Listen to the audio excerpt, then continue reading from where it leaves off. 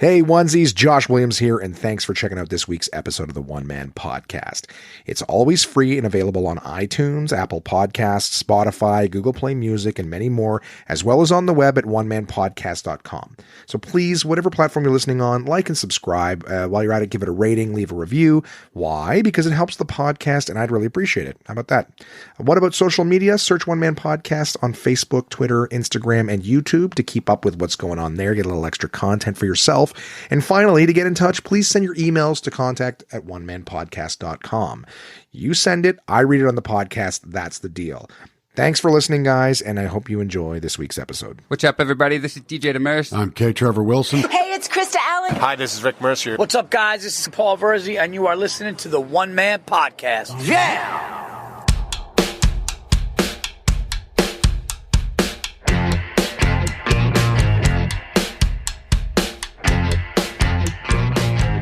My name is Josh Williams, and welcome to the One Man Podcast, episode number 152 for Wednesday, April 8th, 2020. How's it going, onesies? How are you guys doing amongst this corona lockdown? You doing well? Having the times of your life or dreading everything? I am here to distract you for about an hour. I'm going to tell you guys about, one of my latest grocery excursions. I'll tell you guys about that. I finished a puzzle. What? Playing lots of video games with my New Yorker pals, Chad and Rich. I've actually played quite a few games, and I'll just tell you guys some of that stuff. I will give you my thoughts on Tiger King, the thing that everybody's watching. What else? COVID-19. I'll let you know what's going on in my city, province, and country. As well as just some little things I'll talk about here, guys. I'm going to recommend a podcast to you guys as well, and just talk about some of the things I got going on. I got an email from my buddy Mark to read a little bit later on, and that'll be the podcast. So let's just dive right in. I'll start with the puzzle thing. That's not super exciting, and I can get it out of the way early. The funny thing is, I find myself with the podcast talking about all sorts of different things, and sometimes, I start banging some of the stuff out real early on the podcast. Some things that, I might want to go into more, but I'm like, I don't want to spend too much time on that and then have to burn through everything else. I try to keep it to under an hour now, whereas some of the real original early episodes of the podcast could end up going on forever, and I would talk about nothing. Well, not nothing, but I have no idea what's interesting to you guys. I'm staring at my whiskey shelves. That's what I stare at every time. I get real thirsty. You're doing these podcasts. I just stare. I'm like, oh, that's a nice looking bottle of Lafroig, right? Can't wait to peel its clothes off, right? Take it out of the box.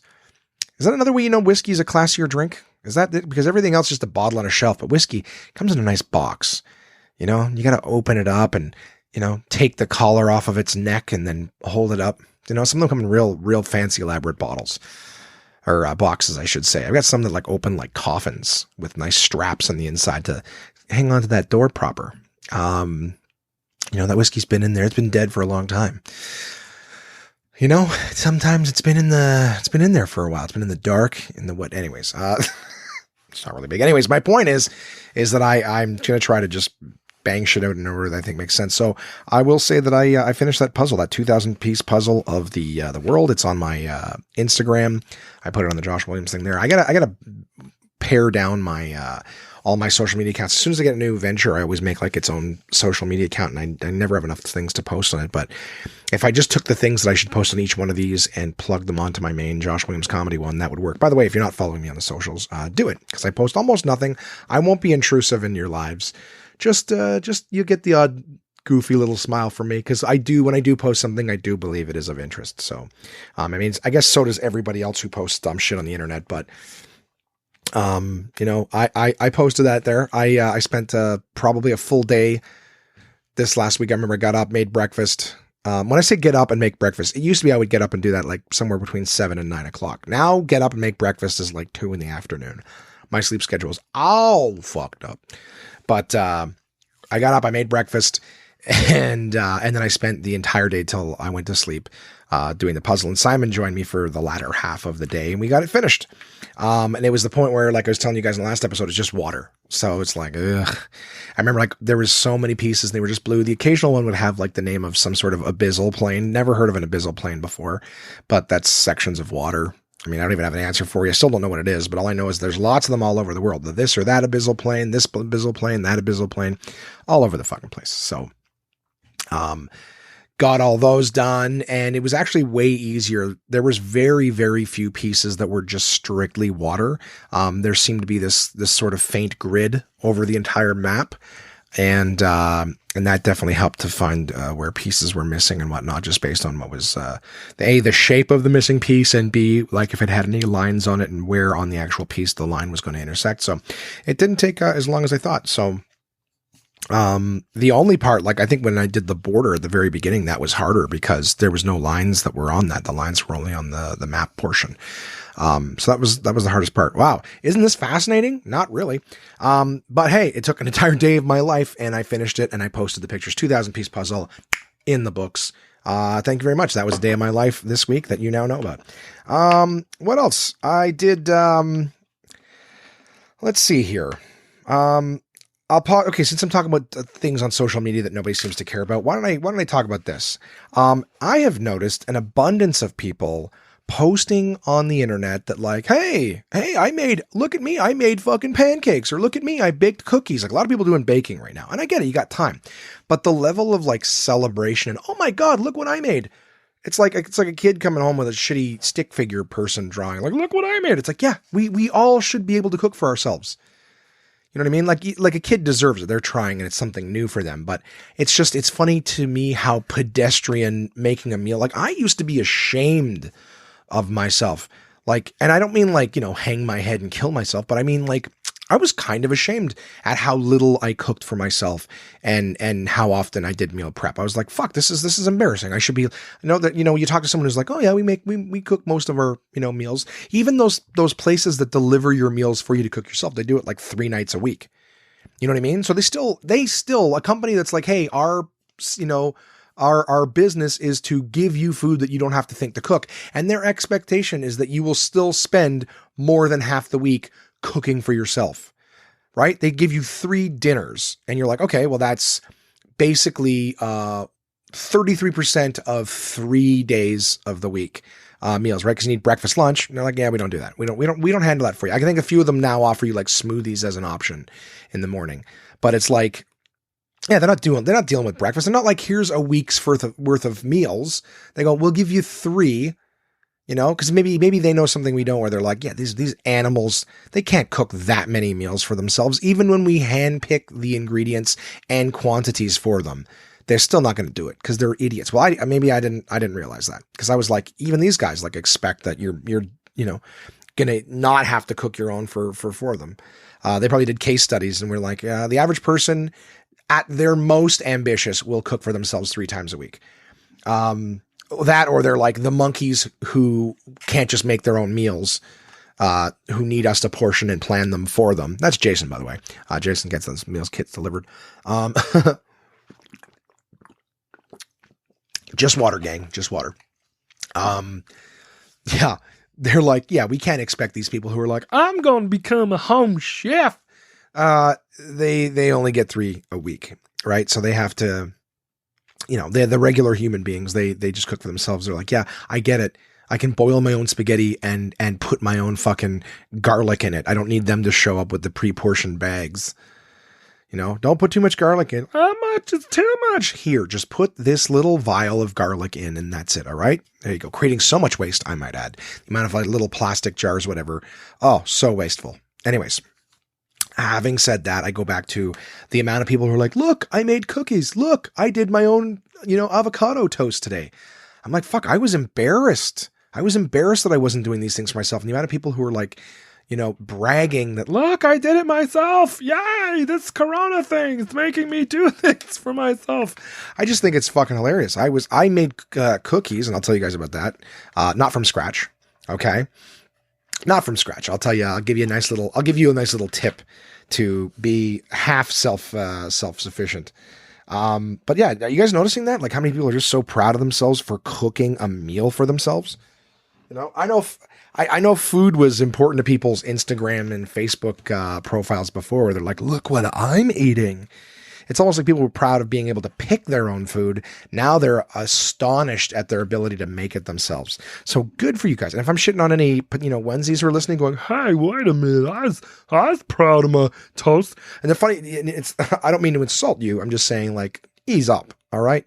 go patting ourselves on the back. I got one roommate who can't even make Kraft dinner or fry an egg. Not an exaggeration. Cannot do those things. He can open a can, put it in a bowl, put it in the microwave. That is the extent of his skills.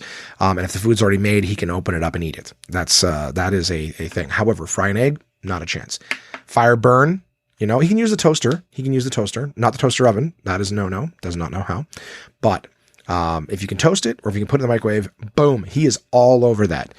All right. But if you got to, turn on the stove, that's like, honestly, no. I feel like his mother was, no, that's hot, bad. He was like Rain Man. Fire, hot water, burn baby. Hot water, burn baby. That's a line from the movie for all my young listeners who have no fucking idea what I'm talking about. 1988 Oscar winner Rain Man. Anyways, my point is, and then I got two other roommates who don't know how to not leave the house. So you know what? Maybe it's on me, actually. I'm thinking that why are these people bragging about simple things? Well, simple things seem to be very hard for these people to do. That's simple mind, simple person, whatever. All right, I'll move on. All I'm saying is, you know what? If you made cookies, go fuck yourself. Okay. You didn't do anything that somebody else can't do. I can do it. And it's easy. Oh, look, mix this with that. Okay. I don't know. Seems pretty adventurous to do that. But if that's the thing that you need to tell the world that you were finally able to do, just know that there's the odd person like me out there going, yeah, you should be able to do that. Right. Or I'm really just, I hate social media. One of those two things, I shouldn't be making fun of people who do it. Cause you know what, like I said, one of my roommates can't even fry an egg, 37 years old, 36 years old, can't fry an egg, all right. Okay. And keep in mind, these people I live with, I interact with on a daily basis. This is someone who'd be like, oh, that sounds rough. Yeah. Yeah. And it's allowed to vote too. Could you imagine this thing could vote? Yeah. So I guess I dealt with that. What else we got here? Oh man, so many things on my list that I want to talk about. Do I want to talk about them? Yeah, I kind of do. I went on a grocery excursion for my mom. I was really complaining last week. Oh, was I ever? Right. The story of conflict, about the fact that, my roommates wouldn't stop leaving the house. And one of them in particular keeps doing more and more dangerous things, has since even had more people over to the house. Yeah, who knows what they're getting, and they're not aware of his gallivanting. So I tried to warn one of them and say, hey, you got a wife and kids, and you don't know where this person you're interacting has been. You risk taking all of where he's been home to your whole family. I don't know if you're willing to do that. And they're like, oh, they didn't tell me. I'm like, yeah, that's what selfish people do. They don't tell you how selfish they are. So just keep that in mind. Anywho, I told my mom, cause she had mentioned, I think I might have mentioned this in the last episode. She'd said to me like, hey, I need a few things. And I was like, I don't have a problem getting them for you. I want to make sure that you don't go out there. I don't want you to get sick. However, I need you to make a list for a month. Cause 2 weeks ago when I went to go get my last, grocery shop, I was calling you and I was saying, hey, if you need anything, tell me. And I'm like, do you need this? Do you need that? Like, no, I should be good for a while. And then, a week later, I'm hearing like, oh, I might need this soon. It's like, okay. So I just said, hey, make this list and I'll get it for you. I'll go out on Tuesday and I'll get it for you. And that's it for like a month. So just make sure, like there's, she was like, oh, I don't want to bother you too much. I'm like, just it bothers me if I have to keep going out. It's not a bother for me to go out and get you a bunch of stuff. So I spent all of, the vast majority of yesterday, I'm recording this on Wednesday, day of the podcast. Sorry, guys, another day where I slept in heavily. Didn't mean to. I was up at 9 and then fell asleep and then slept for another 6 hours. What are you exhausted from doing, Josh? I don't know. But I do find my energy levels going down. So I ended up going a few different places. My mom yesterday went to Costco and got a bunch of stuff. It was her turn to need toilet paper. So, not buying as a lunatic, just sometimes regular people run out of toilet paper. That's the thing that happens in life. A real challenge we all have to overcome at times is go, oh, I'm going to need toilet paper soon. Although the stores do not seem to be struggling for it at all anymore. The big toilet paper panic of 2020 appears to be over for the time being. But having said that, I went out to get her some things. I found this out. Somebody sent me a Instagram or Facebook link or whatever to like the, hey, everyone knows Costco is a great place, but what are the things you should buy at Costco and what are the things you shouldn't? Well, There's all sorts of different things. Even the things they were telling you not to buy at Costco, you should buy at Costco. I'll give a couple examples. So their point was like, hey, don't buy pop at Costco because pop is the kind of thing that lots of places will have on sale often. And when they have it on sale, it's like the same price or a little bit cheaper. It's like, sure. But overall, if you're going regular price versus regular price, Costco's cheaper. They're telling you not to buy shampoo at Costco because it might go bad. You get so much of it, it might go bad. It's like lots of people buy their shampoo at Costco. It doesn't go bad or whatever. And then some things are like, oh, buy maple syrup at Costco because maple syrup is expensive and getting a lot of it is cheaper price. It's like, yeah, the same as everything else. The whole article, like the vast majority of it was like, it's the things you can figure out yourself. It was basically like certain items are so big if you're one person, don't get them at Costco. And it was kind of like, yeah, but you can do that. You can figure that out for yourself. Some of the things that they say go bad. I'm like, yeah, I don't know about any of that stuff that goes bad, to be honest with you. Like, has anyone here been like, oh, my shampoo went bad? And it's like, they said something about the fragrance sort of diminishes after 6 months. I'm like, well, Jesus Christ, even the Costco shampoos are not bigger than a 6-month supply if you bathe, you fucking animal. I'm not angry. I'm not. Breaths. I'm fine. I'm just surprised at some of the points people make. But then again, you're blogging, so that says a lot about you. Sorry, I keep tapping the highlighter here on my list of things. The point is that there was one thing I took from that article, not a healthy decision, as it turns out. I should have known in advance, but I'm a sucker for a deal. Was they were saying that Costco cookies, and I'll share this with you. Okay, I went myself, and it's true, and I thought this might be something that they only had in the States or maybe wherever this article was written, but no, 'tis true. Found out yesterday, read it, and then I went and did it. And that's that's the kind of guy I am. Give me a piece of information and I act on it, baby. So basically, if you go like to Costco in the bakery section, they have like the cookies available. And that's what they said, is buy Costco's cookies. But they were saying how like, I believe you get 18 cookies, right? 12 plus 6, get 18 cookies for like $6.99 or $7.99. I'm leaning towards the $7.99 side, which is still fine, right? It's the 50 cents a cookie. That's a good deal. But if you go to the bakers, like if you walk up to the bakers and say, hey, can I get cookies? They'll sell you a case of the frozen cookies for $22. And you get something like 120 or 140 cookies in that $20. So I was like, fuck, okay. And I went and I asked them, I said, hey, is it true I can buy like a case of cookies? And they're like, yeah, absolutely. And I was like, oh, really? And they're like, you can buy anything you want. And I'm like, what do you mean? They're like, well, you could buy like the chocolate chip cookies. You could buy the, double chocolate cookies. You can get the peanut butter cookies. They go, you can get the white chocolate macadamia, but those ones are like 36 a case instead of, I was like, oh, because apparently I think they're the same price to just buy them straight up. Could be wrong. But when you buy the frozen ones, apparently they cost more. So either way, if you're a fan of the white chocolate macadamia, $36 for like 140 cookies it's still cheaper. It's just, do you love cookies that much? I certainly don't. I don't love cookies that much, but I'm a sucker for a deal. So I'm like, well, I could freeze these things. And again, the intention is to not be going out again afterwards. So if you have a sweet tooth or, you want to be nice to the roommates, that's what I did basically yesterday as I came home from my grocery excursion. I bought a frozen pizza. It's not takeout.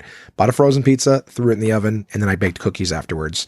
Enough for everybody to have 2 or 3 each. And it's great. I still have 3.5 gigantic freezer bags filled with these fucking cookie pucks. So we're going to be in these for a while. We're going to have some fucking cookies for a while, I tells you.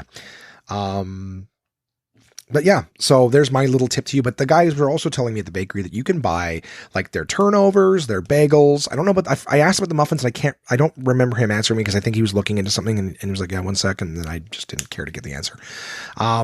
But yeah, like a lot of the bakery stuff at Costco, you can buy the frozen for much less and then just make it yourself at home, which is kind of cool because some people are like, oh, if you buy a bunch of shit at Costco, you can't eat it before it goes bad. But if you buy the frozen version, you save money and you just make it when you want it. Boom, boom, boom. So there's my my little tip for you guys.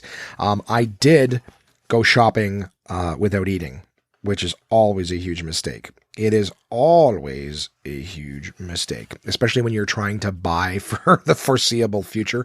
Because I bought for my mom, but while I was there, I'm like, well, is there anything that I might have a hankering for?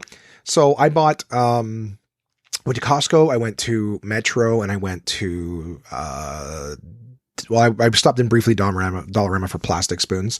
It's wasteful, I know, but you know, I need it. Oh, can you hear me scratching my chest? Oh, what a great feeling. Can you hear the soft hair? I'm lucky for a Scot. I don't have big Brillo-y hair. I have hair, which lets you know I'm a male, identify as a male. Whether or not I identify as such, my chest and body decide to grow hair regardless, but they grow nice soft hair to the touch. I have a full chest of hair that's soft to the touch, inviting. Run your fingers through my chest hair, but don't leave damaged. I'll not scruff up your skin. Anyways, I had to address the fact that I could hear my fucking chest hair in the, all right, phone, what do you want here?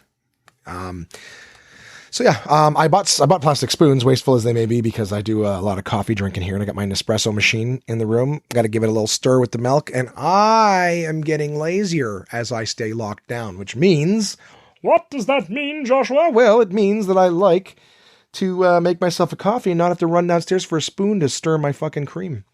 All right? Can you get off my fucking back, Mr. Listener? Yeah, so that's it. I just I could throw it away like a piece of shit. I recycle the capsules, but I throw away my spoons. I have one foot in each world.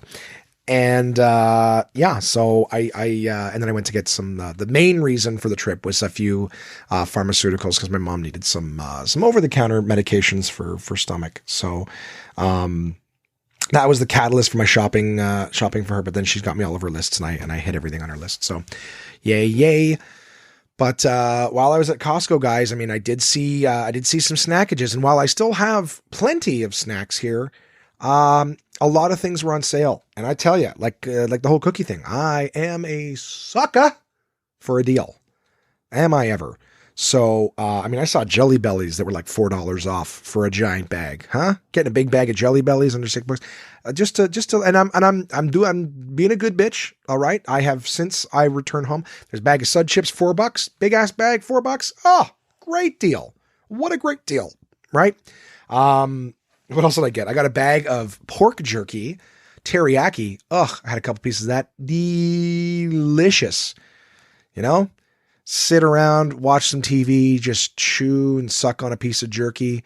I mean, you could just chew, swallow, chew, swallow, chew. It's expensive stuff. Savor it. Enjoy it. And that's exactly what I did with those few pieces I had yesterday.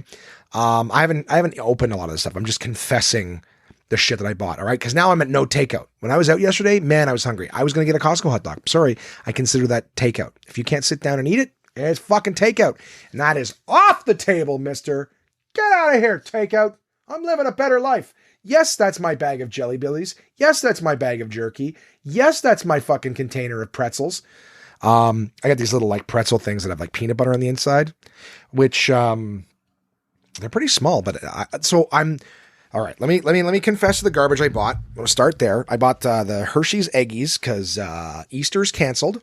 All right, little baby Jesus isn't having a birthday this year. I made that joke to my mom yesterday. I was on the phone. She's like, you know, that's not what Easter's about, right? And I go, yeah, it's funnier to say that. I know it's not Jesus' birthday.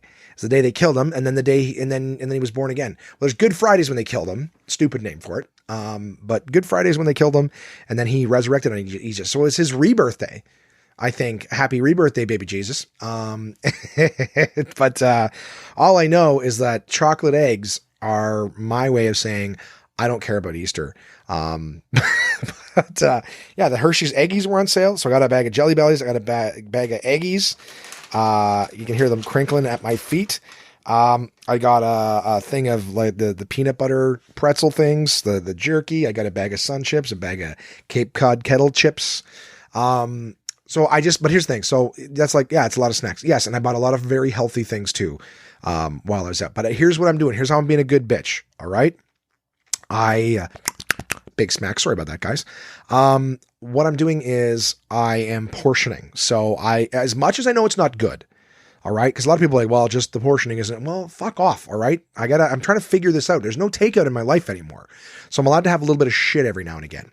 I also bought a ton of spinach, and I'm being a good bitch in the morning, having, like the nice, healthy 1,000-grain fucking toast with a little bit of peanut butter, spinach in my eggs, no cheese. I'm doing okay. All right. Fag off. But yeah, what I'm saying is I also like, yes, I bought garbage, but I'm portioning everything. So I got a ton of sandwich bags. Oh, I also bought these like really cool coconut cluster things that have like chia seeds and pumpkin seeds on them and stuff like that. But again, portion. So everything is like, I look at the bag, I find out what's under 200 calories, and then I portion with my scale into a sandwich bag, and then boom. So if I want a snack, yeah, I can have garbage, but it's not just like cracking a bag and you just keep stuffing it in your face, not paying attention at all. It's like the COVID thing, right? You could be the person who just goes outside and goes, what's going to happen? My heart's not going to stop today. I'm not going to catch COVID, and just shovel, walk, interact. No, I go, yeah, I know it's not good for me, but I'm staying under 200 calories, snack calorie quantities. So I'm doing that. If I was to have, I haven't opened the Jelly Bellies or the Eggies or any of that garbage, and I know it's garbage. I also bought some of those Mott's. I got a box of Welch's because they were on sale. Welch's fruit snacks, and a box of what do you call it? Mott's fruit snacks. All of them under 200 calories in their servings. Made with real fruit, guys. Real fruit. Like fuck, like I believe that. I don't know. I don't know what it is about gummies. I'm digging the gummies, but again. Like one, if I have like, guys, I'll have like 2 snacks a day, and I've got everything portioned up and mixed up, in different bags. So it's like, all right, if you're going to have chips or whatever it is, you're going to have a small quantity of it. Like if I do the Jelly Bellies, it'll be like a shot glass of them. And that's it. What the fuck is calling me now? That's all I'm saying is I'm indulging because I'm stuck at home, but my meals are still good. My discipline is still good. Portioning. All right. So if you're going to be a fucking animal, be a domesticated one. I feel like I'm like a circus monkey. You know what I mean? So as much as I know a few tricks, and my few tricks are I put my chips in a bag. I put my portions in a bag so that I eat what was in there and then I go fuck myself. All right. I don't double dip. So that's what I've been doing with myself. What else we got going on here, guys? As I mentioned, I've been playing the video games. All right. Playing the video games, and I'm playing with my buddies Chad and Rich. So it's almost like become a daily tradition now that by the time I'm done, because they're young pups. All right. They're young little fuckers, and they got nothing better to do than to, be on the YouTube, the PlayStation, the internet of sorts, the gram, the Insta, whatever it is. So, yeah, I mean, I'll get up and I'll just do my adult shit. And then when I'm ready to turn into a complete unproductive piece of garbage, I'll jump on the PlayStation, whatever. And then, it's actually, I'll be honest with you, it's nice being social. So it's cool that I can just hop on, join the party on that sounds like, for adults, they would join the party. That sounds like a weird thing to say. No, that's the terminology. You join it's like a chat room, an audio chat room. And then, they're playing what they're playing. I'm playing what I'm playing. So I don't know, but it's an opportunity to be social, check in with people. So rather than just sitting and playing all by myself, isolated, I'm shooting the shit with some buddies, and people come and go from the party. So having fun chatting with those two guys. And they're young, man. They're young. They're in their teens, late teens. And, I'm just shooting the shit with them and it's fun listening to them, their perspective of what's going on with everything like that. And they're in small town, New York State. So it's just interesting. Yeah, and we shoot the shit about, music and TV, and they send me like, these weird videos and stuff, but, they're a fun part of my day, guys. I mean, and usually during the day, I'm checking in on my other people and whatnot. I wake up and I spend the first half of the day checking in with my adults and stuff like that. And then at night, I completely regress. It's like a weird Cinderella thing. At night, I completely regress to a child. I get on there and I fucking crack inappropriate jokes and stuff like that. Basically, in the day, I'm pretending to be an adult, and then I'm jumping back down to my maturity level, which is a teenager, and shooting the shit with these fellas. So it's fun having that to do. But I've been playing some games, and some of them are actually difficult to do while you're in a party. I've been playing one game called Life is Strange, and if I'm not mistaken, Red, old pal of the show, good friend of mine, Red, had recommended Life is Strange, I believe, at one point, which is like, it's a young girl in school who can control time, like she can rewind time. So you're playing the game, something will happen, you'll rewind time to change, something you said or something that you did or something that happened, and then do it again properly. But it's like a quick time sort of game where you got to do things, say things, a lot of conversations, walking around, saying things. I actually don't love it. But at the same time, like I'm a long time in between playing it, and there's a lot of things that you have to do in it to make sure that you don't miss something or whatever. So I find myself, it's okay. It's interesting, but it's not super compelling. But I am only in the second. I just finished the second of 5 episodes, so maybe it's going to get better. It's not horrible. It's just not great. And especially when I'm in the party chatting with the other guys, it's hard to play a game where I have to listen to what everybody's saying and make decisions and things like that. So I can't be social. Where's something where I can just put on and numb my brain. There's other games that I've been playing that I can do that with. Overcooked is a perfect example. But so for right now, I don't have a full, thumbs up or thumbs down for Life is Strange. That is one I'm trying to play when I get a chance. Another one that I'm playing is Tales from the Borderlands, which I've totally played before, but they gave it away for free on PlayStation, and it's an easy platinum trophy. So I'm basically shooting the shit with Rich and just going through the motions of this game. So I don't care what they're saying. I don't care what they're doing. I just bang through the story while I'm shooting the shit. So that's a fun one. I did mention Overcooked 2. I've platinumed that game in the last week. It's another, again, it's a fun one. I enjoy the kitchen organization. I wish I was playing it with someone else. My buddy Chris has played it with me before. Brody's played with me before the original. And this is the first one you can play online. So it would be nice to sort of bang out some of these levels with another human being. But it's just a fun game. Like some of them are called Surf and Turf, and you're on a beach and you're making like margaritas, and tropical drinks. So again, you're just grabbing vegetables, chopping them, put them in blenders, in cups. I guess you'd have to see it. Google the game Overcooked 2 and check it out. It's a really cool game, and it's most definitely designed to be played multiplayer. But when you're playing single player, you have to control 2 chefs. But the big thing is that you're trying to figure out what's the best pattern and procedure for 2 different chefs. So when you're playing with someone else, it's like, okay, I'll do the dishes and then I'll grab the fruit and I'll give it to you. Then you chop it and you stick it in the machine while I'm doing the dishes and grabbing more fruit. Like, so the whole idea is like, how do you get 3 stars in the game? It's a simple, very simple game, but hard to master. Other levels where you're like in the camping levels, you gotta chop mushrooms and roast them over the fire while you're getting the chopping the chocolate up for s'mores. You got to chop firewood to throw in the fire to roast the s'mores, and it's all time management. But again, when you're playing single player, you're switching between the 2 chefs, but there's a lot of time where that other chef is just standing there waiting for you to tell it what to do again. So it's almost like you're just doing it all by yourself. There's a very few amount of commands that you can give to it where it'll keep doing something while you're doing something else. So single player is not ideal. Either way, great game. It's so much fun. They got like a horror themed level where you're chopping things with a guillotine, and it's a great game. It's a great game, and every level has actually, it's not just doing the same thing over and over, but it's like every level has challenges in the sense that like, sometimes you're running back and forth across the street. You get your 2 halves of your kitchen on opposite sides of the street, and you're running across the street, trying not to get hit by cars while delivering, things and whatnot, and things move around on you, and you're like, oh shit. And sometimes, yeah, whatever. It's a great game. Overcooked 2. Can't recommend it more. But that's what I've been playing. And then I played this game this week called The Last Day of June. I don't know how long ago I got it. It's been a while. That's what's fun about this, at least for me, the quarantine, is that I'm getting through a lot of games that I've had for a long time.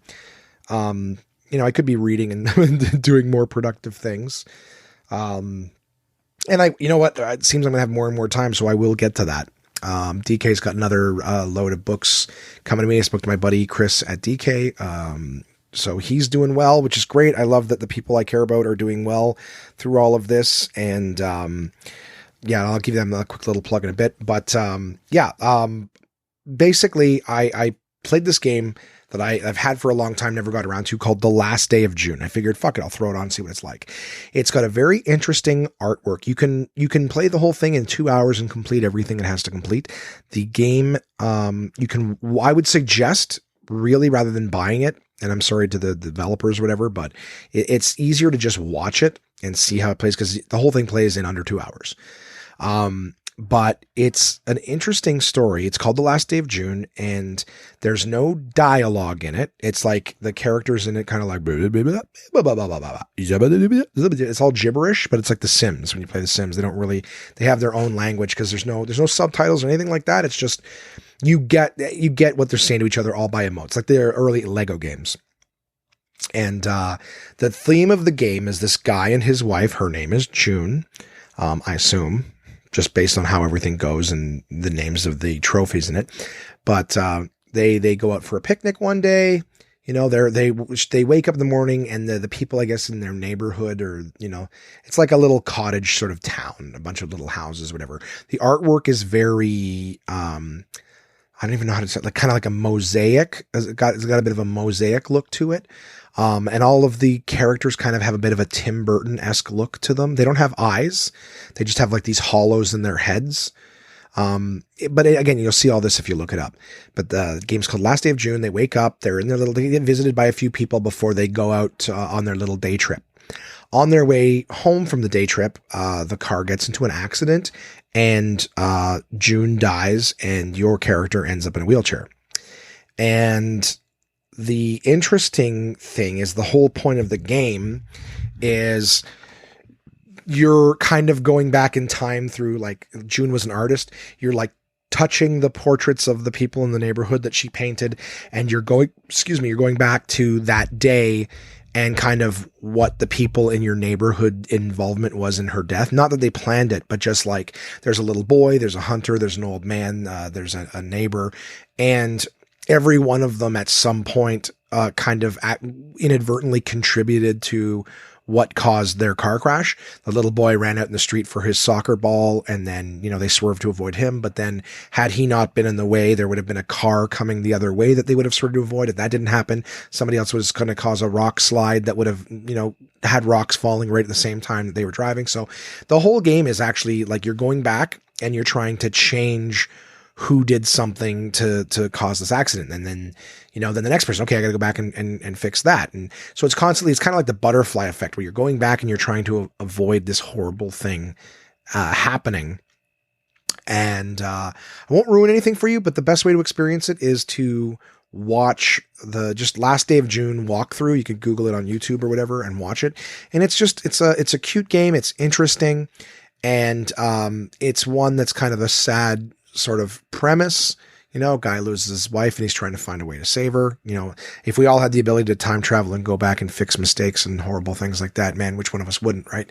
But, or who among us wouldn't, would be the, you know, proper way to ask that. But it's, it was a sad game. Like I said, it plays very quick. It doesn't last particularly long, but it was just a cute sort of sad, somber sort of game.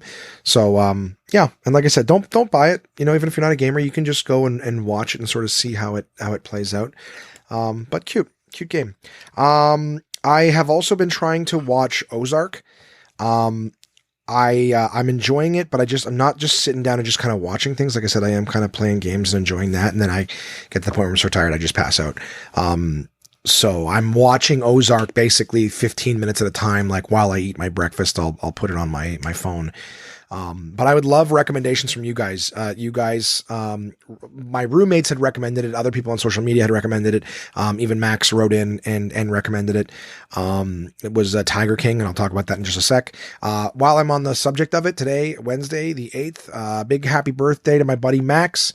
Thanks for the email, buddy. Thanks for the recommendation. Hope you're having the best day ever. I'm sorry that you're, you know, quote unquote celebrating, during this, pandemic, but yeah, happy birthday, buddy. I hope it's the best day ever for you and whatnot. So yeah, I'm going to jump, like I said, with the Ozark, someone recommended that, when the 3rd season came out. I think it was Kamar and Jason both said it's great. Just overall as a series, right? The 3rd season just came out, but I'm just starting from season 1. Any recommendations, guys, at all? I'd really, appreciate. I've already watched, you know, Breaking Bad and Better Call Saul. I've talked about this before. There's a lot of things on there. I'm surprised how many people like never watched Making a Murderer or whatever. I found Tiger King. I'll jump in. I told you guys last week, I will review Tiger King this week.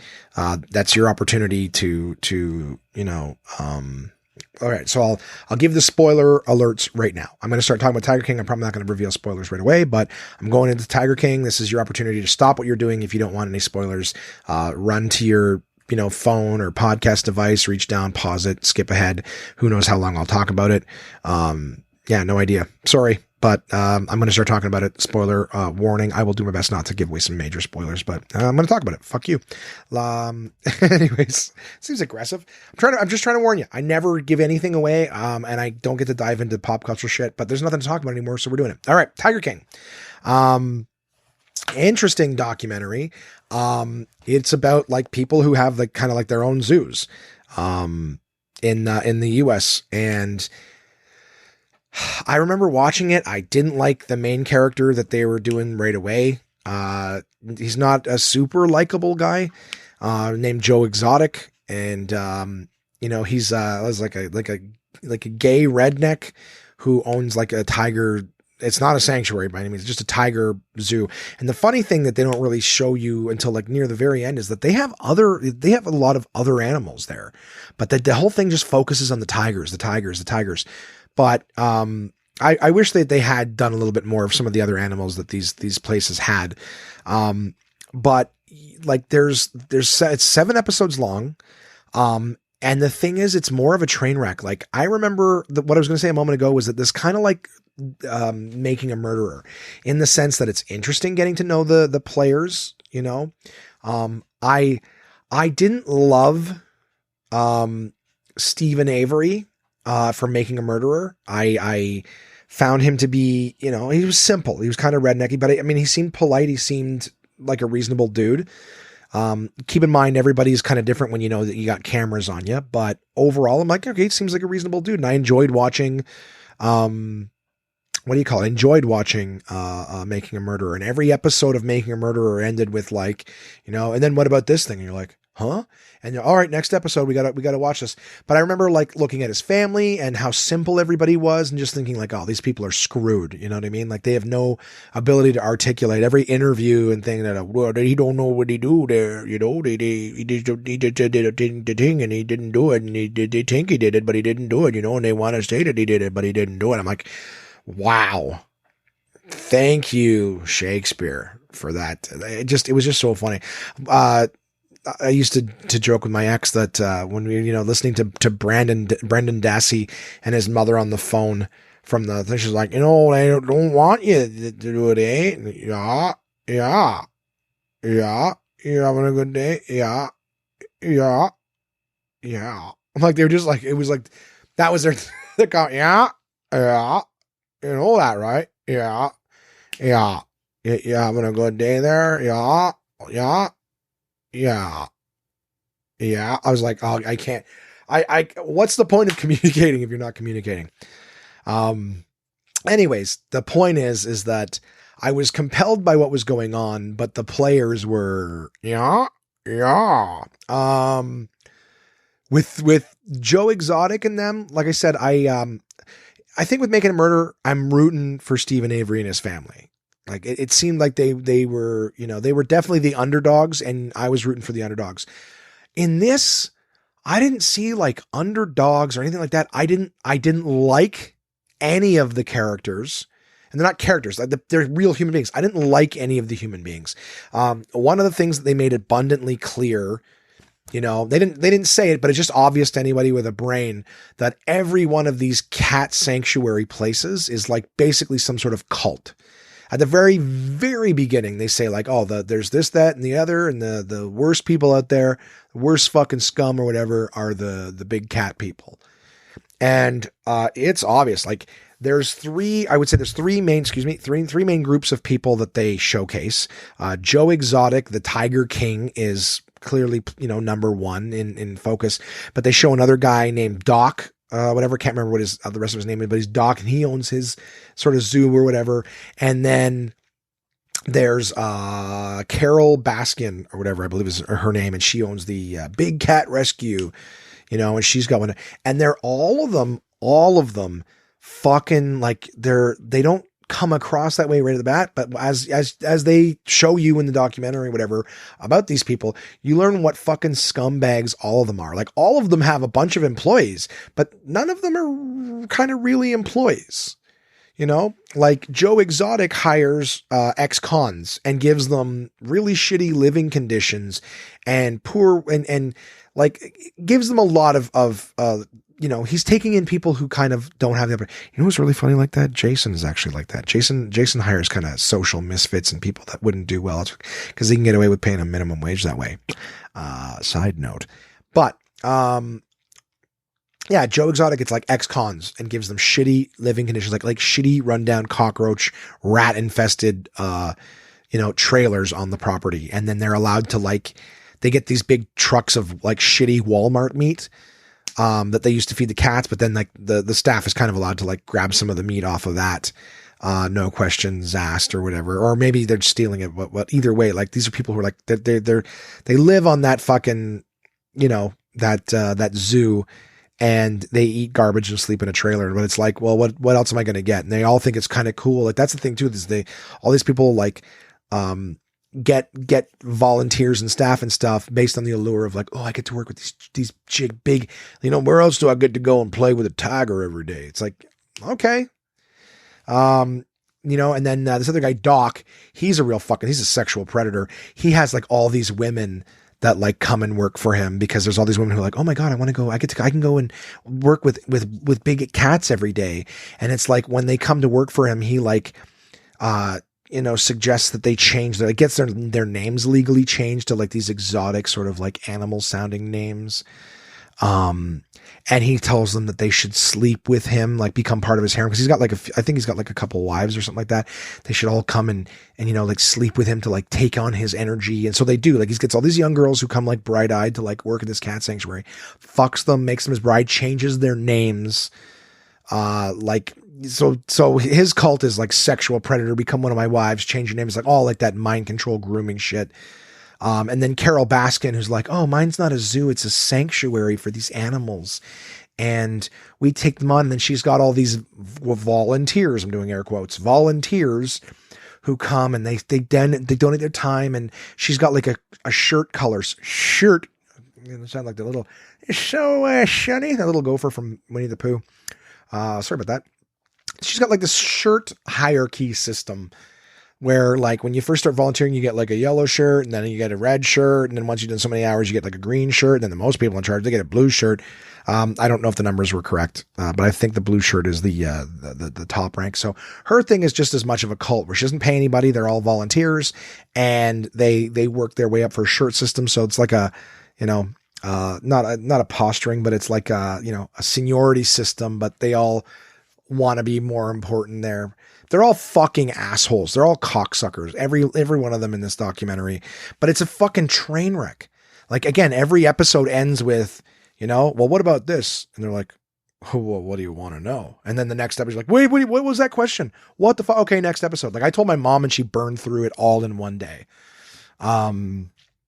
So yeah, I don't know. I would definitely say anyone who hasn't watched it, I'm not gonna, that's as much of the spoilers that I'll give away. But there's lots of stuff in it, lots of shit that happens.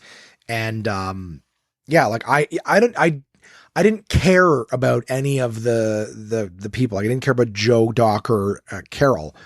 But the whole thing is like, you can't stop watching because it's just such fucked up shit that happens. Check it out. Definitely check it out. Something else I'm going to recommend to you guys is I had the honor, my buddy at DK, my partner there, head of marketing, he offered me the opportunity some time back to listen to a podcast that his sister, very, very talented, Tracy Houston,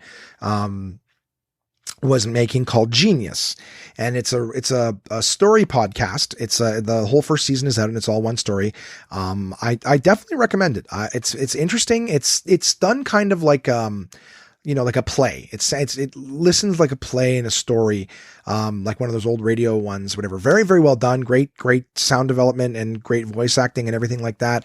I wrote them a review a while back saying that it's like listening to the stars of Podway or whatever. And they love that Podway reference, like a Broadway play. So I'm going to suggest to you guys, it's called Genius.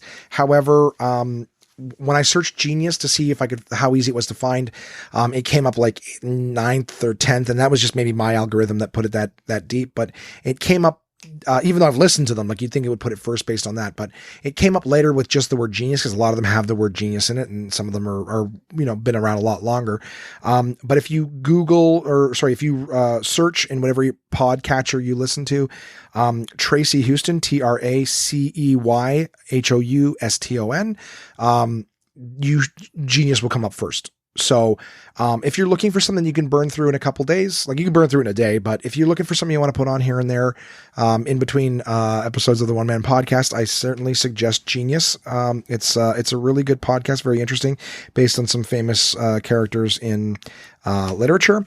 So, I hope you enjoy that. If you get an opportunity to listen to that, and support them. Again, we're all in this trying to make a go with some shit. And, having said that, DK, my partners at DK, they are still in business. And by that, I mean, like, things are still coming and going. I know there's a lot of deliveries and orders and things like that are kind of halted or in stasis, but, talking with Chris earlier today, he asked me to let you guys know, and I'm happy to do so, that, Amazon and Indigo are still shipping books. It's taking a little longer, but it's still available. So if you're looking for things to keep yourself entertained, you can find all the DK books available on Amazon. You can find them available on Indigo. That stuff is still coming and going. Please indulge in whatever book needs that you guys may be interested in. And something I have coming up, bear with me one sec here. I'll pause. Sorry, I had to blow my nose. I wasn't making you guys listen to that. Something I have coming up that I'm pretty excited about is, what do you call it? Final Fantasy VII, guys. I got a little excited for it last week. A buddy of mine, Peter, a good friend, decided to reach out and say, hey, are you going to be, getting Final Fantasy VII? It comes out in the 10th. And at first I was like, this, that, and, maybe I'm, it's been a while since I played it. And then I got excited for it. And I was like, oh, okay, well, you know what? Maybe I will do this. And I went and I pre-ordered the big deluxe edition, since I'm not spending money. I'm like, you know what? I can do that. And then Final Fantasy VII was such a long game before. And I can only imagine, how good I played the demo. I'm like, this is gonna be great. And for those of you who aren't video game people, Final Fantasy VII has got to be one of the best stories I've ever experienced. And that goes for books, movies, everything, other video games.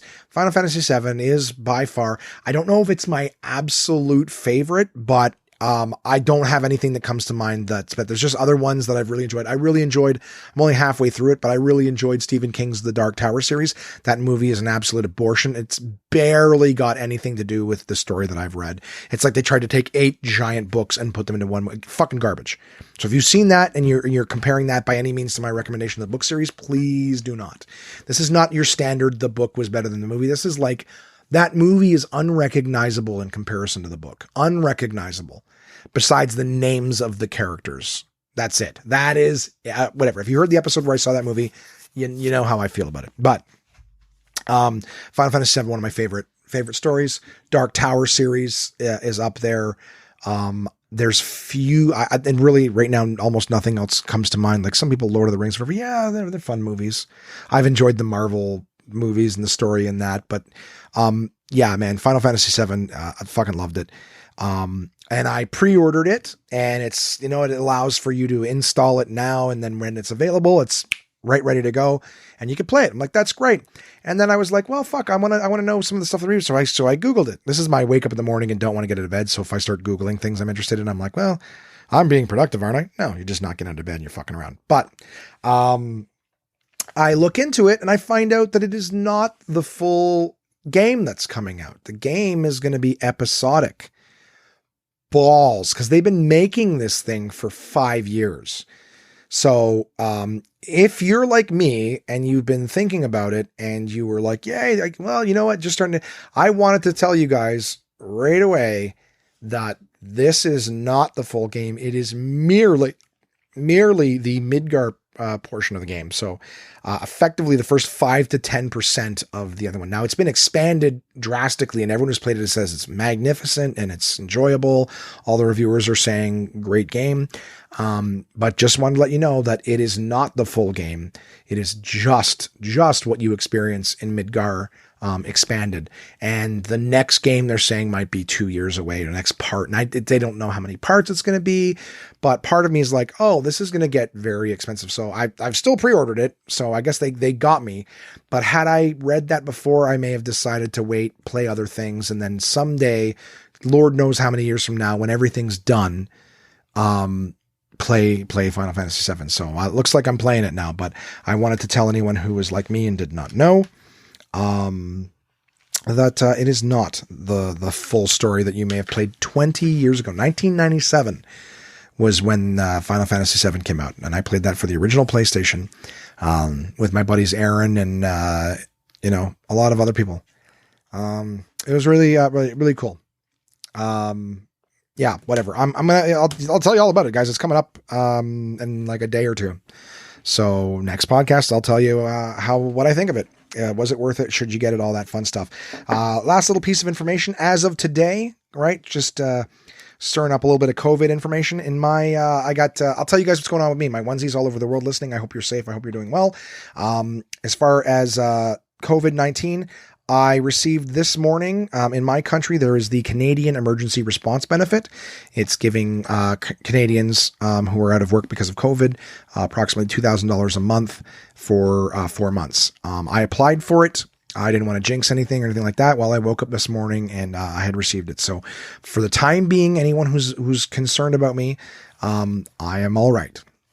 I will get through the next month, and I'll get through the next 4 months if this continues on for that long. I hope it doesn't, but there's a lot of people who are wiser than I, experts and things like that, who are forecasting some time. Kamar got up this morning and mentioned that that Wuhan, where apparently this started, they're all back to normal. He says they're all back to normal. It's business as usual there. There may be a second outbreak. So Kamar woke up this morning and said, all right, everybody, it's 2 months. In 2 months, it's going to be over because it was been 2 months there. So it's going to be 2 months here. So he may be correct, but at the same time, there's also other countries that got it worse than they did. The United States has got it infinitely worse, and they're our neighbors, and they got that orange monkey running things. And, that doesn't mean because it's been 2 months there, it's going to be 2 months everywhere. But again, that's one prediction. And why not share the misinformation with you guys, right? Isn't that how misinformation works? Somebody gets an opinion on something and you just tell as many people as you can so that becomes something people believe. And then the people who know have to work that much harder to inform everybody of what's really going on because the smallest dogs bark the loudest. And that's reaching back to that thing about quotes, right? The smallest dogs bark the loudest. So do your own research, guys. Believe none of what you hear and only half of what you see. But the numbers currently, so in my city, Ottawa, there are 429 confirmed cases of COVID as of today. In Ontario, the province that I live in, and for anyone who doesn't know what a province is, that's like my state, Ontario, there's 5,276 cases of COVID. And Canada, nationwide, we have 18,447 cases of COVID-19 confirmed cases. That's not to say that's all the amount of people that have it. That's just how many that have been tested and confirmed. So wherever you're listening to, be safe. I've got listeners in other provinces and whatnot. But again, Ottawa 429, Ontario 5,276, Canada 18,447. So that's what we're dealing with. But we're going to get through it, guys. It's just keep staying inside, keep doing your thing, be safe, wash your hands, all that fun stuff. I'm going to read an email from my buddy Mark. Mark, good friend of mine and a good friend of the podcast. Mark writes, Josh, just finished watching Tiger King. What a train wreck. A train wreck that I couldn't stop watching. Normally there's good guys and bad guys. In this show, they're all bad guys. You can't feel bad for any of them. Dude, I totally agree. I will say that it's too bad that the treatment of the animals wasn't a bigger focus. Yeah, I also agree. And all the other animals besides tigers didn't get a little bit of screen time, Don't be surprised to see Joe's name on a presidential ballot if he ever gets out of prison. Keep up the great work. Yeah, I didn't mention that, but maybe an excuse for you guys to look it up. And thanks, Mark, for the email. I appreciate you taking the time to do that for me, buddy. So that's her gang. That is the episode for this week.